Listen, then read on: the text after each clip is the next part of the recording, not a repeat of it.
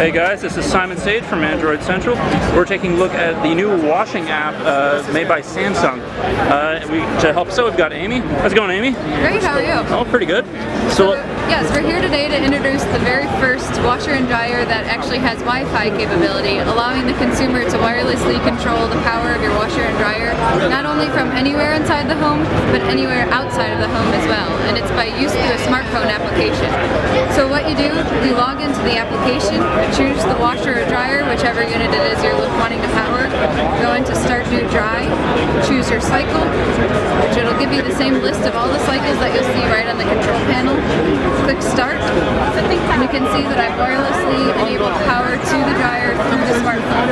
You can also see I can pause the washer or dryer with the app, and you can also view the status, so you can see that there would be 3 minutes left in the cycle.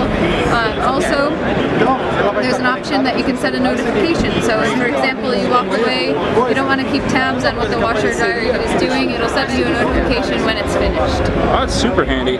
So is this going to be something that's exclusively for Samsung handsets or what? It's actually going to be compatible to any smartphone device. Any smartphone device? Wow, that's awesome. How are you guys doing that on the back end? It's through use of the application.